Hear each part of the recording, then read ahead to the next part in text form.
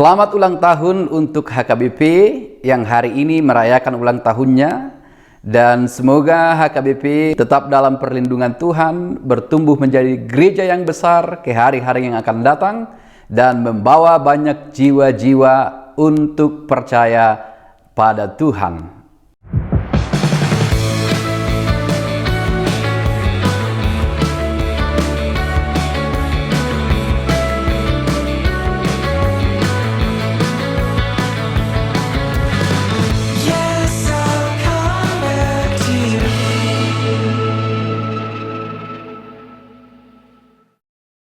Salam sejahtera Sobat Kristiani, kita bertemu kembali dalam program kita, program Pesan yang Indah di Sobat Kristiani TV. Dan pada saat ini Pesan yang Indah juga menjadi khotbah bagi kita dalam ibadah pertangyangan keluarga ataupun ibadah keluarga pada minggu ini, yaitu firman Tuhan yang tertulis pada kitab Keluaran pasal 18 ayat 17 sampai dengan ayat 23.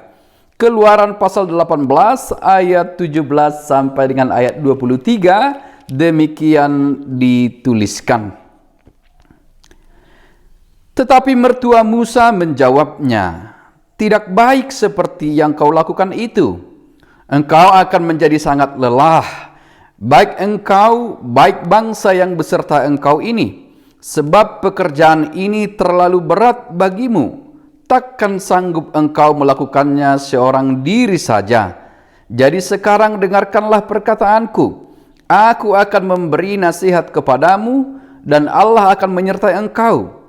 Adapun engkau, wakililah bangsa itu di hadapan Allah dan kau hadapkanlah perkara-perkara mereka kepada Allah. Kemudian haruslah engkau mengajarkan kepada mereka ketetapan-ketetapan dan keputusan-keputusan, dan memberitahukan kepada mereka jalan yang harus dijalani dan pekerjaan yang harus dilakukan. Di samping itu, kau carilah dari seluruh bangsa itu orang-orang yang cakap dan takut akan Allah, orang-orang yang dapat dipercaya dan yang benci kepada pengajaran suap. Tempatkanlah mereka di antara bangsa itu menjadi pemimpin 1.000 orang, pemimpin 100 orang, pemimpin 50 orang, dan pemimpin 10 orang. Dan sewaktu-waktu mereka harus mengadili di antara bangsa, maka segala perkara yang besar haruslah dihadapkan mereka kepadamu. Tetapi segala perkara yang kecil diadili mereka sendiri. Dengan demikian mereka meringankan pekerjaanmu dan mereka bersama-sama dengan engkau turut menanggungnya. Jika engkau berbuat demikian dan Allah memerintahkan hal itu kepadamu, maka engkau akan sanggup menahannya dan seluruh bangsa ini akan pulang dengan puas senang ke tempatnya." Demikian dituliskan. Sobat yang dikasihi Tuhan Yesus Kristus, yang istimewa dari kitab Keluaran adalah kita selalu diingatkan pada penebusan Allah. Kita selalu diingatkan pada pembebasan Allah, di mana Allah membebaskan umatnya dan menuntun umat itu keluar dari perbudakan Mesir, yang juga selalu kita hubungkan dengan penebusan Allah bagi kita di dalam Yesus Kristus yang mengeluarkan kita dari kegelapan masuk pada terang Kristus. Itulah artinya gereja, ataupun dalam bahasa Batak Huria. Dan selanjutnya dalam kitab Keluaran ini kita memperhatikan Allah menuntun umatnya melalui Musa yang memimpin mereka di dalam perjalanan. Lalu kita bertemu dengan teks, dengan khotbah, dengan renungan kita pada saat ini tentang Musa yang mendelegasikan ataupun berbagi tugas pelayanannya sebagai pemimpin kepada orang lain yang dianggap cakap, yang dianggap jujur, yang dianggap tidak menerima suap, yang dianggap memenuhi persyaratan di hadapan Tuhan, hati, pikiran, dan perbuatannya. Kemudian mereka ikut serta membantu Musa dalam pelayanan mengadili umat itu. Musa berbagi tanggung jawab dengan mereka. Musa mendelegasikan tugas-tugasnya setelah ia memperoleh nasihat dari mertuanya. Kalau kita perhatikan, sesungguhnya Musa tidak mengeluh dalam mengerjakan pelayanan itu. Tetapi mertua Musa memperhatikan betapa lelahnya Musa dalam pelayanan itu.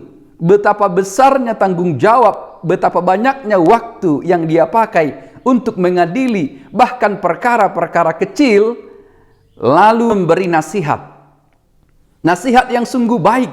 Bagaimana Musa menata tugas pelayanannya, membagi tugas pelayanan itu dengan orang-orang yang cakap sesuai dengan persyaratan yang telah disebutkan yang kita baca di teks tadi. Baru saja kita mendengar di khotbah minggu lalu bahwa manusia itu tidak baik seorang diri. Ternyata itu bukan hanya soal pasangan hidup. Itu juga soal pekerjaan, soal tanggung jawab, soal banyak hal yang lain, soal kerjasama. Bahkan dalam mengasihi kita pun butuh partner. Bahkan dalam mengasihi kita pun butuh orang lain. Kita tidak akan sungguh-sungguh memiliki kasih kalau kita hanya seorang diri, tinggal seorang diri di tempat yang jauh. Bahkan dalam mengasihi kita pun butuh partner, butuh orang lain. Juga dalam bekerja sama, juga sebagai pemimpin disebutkan di sini, butuh orang lain, butuh partner. Dari nats ini, pesan yang indah diberikan kepada kita bahwa kita punya batasan. Bahwa kita punya batasan kemampuan dan tidak perlu memaksakan sampai mencapai batas kemampuan itu, sehingga kita akan kelelahan dan mungkin juga kita akan jenuh. Tetapi kita punya orang lain, tetapi kita bisa berbagi dengan orang lain, bisa menempatkan mereka sebagai partner dalam pelayanan, berbagi tanggung jawab, berbagi tugas. Bila dalam rumah tangga, ini sangat jelas. Walaupun tidak ada uraian tugas secara tertulis di dalam rumah tangga, tetapi ayah dan ibu beserta anak-anak juga berbagi tugas. Ayah dan ibu sebagai pemimpin keluarga juga berbagi tugas. Mereka partner dalam kepemimpinan di keluarga.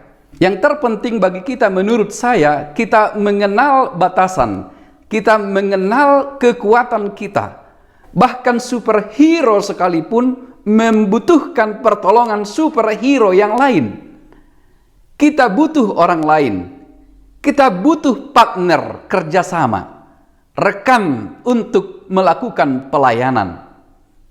Ini adalah contoh kepemimpinan, contoh pemimpin yang baik, yaitu yang mampu mendelegasikan, yang mampu mengangkat orang lain juga untuk sama seperti dirinya. Ini adalah tipe pemimpin yang mampu membangkitkan pemimpin lain, sehingga suatu saat ketika dia tidak ada, pemimpin lain dapat mengambil tempatnya.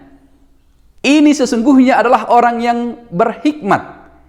Ini sesungguhnya adalah orang yang hebat, ketika dia memiliki kemampuan bukan untuk dirinya sendiri, tetapi ia berbagi dengan orang lain, dan ia juga mengajari orang lain untuk dapat melakukan apa yang ia lakukan. Saya yakin walaupun tidak dituliskan dalam teks ini, Musa pasti memberikan bimbingan-bimbingan kepada para pemimpin yang akan dia angkat, supaya mereka juga memiliki cara-cara yang baik sebagaimana yang ada pada diri Musa. Kita juga semua adalah pemimpin di keluarga, pemimpin di jemaat, pemimpin di perusahaan. Maka sebagai pemimpin kita harus tetap menyadari kita punya batasan. Kita punya batasan kemampuan, batasan tenaga, batasan dalam segala hal. Maka tidakkah lebih baik jika kita berbagi dengan orang lain? Amin.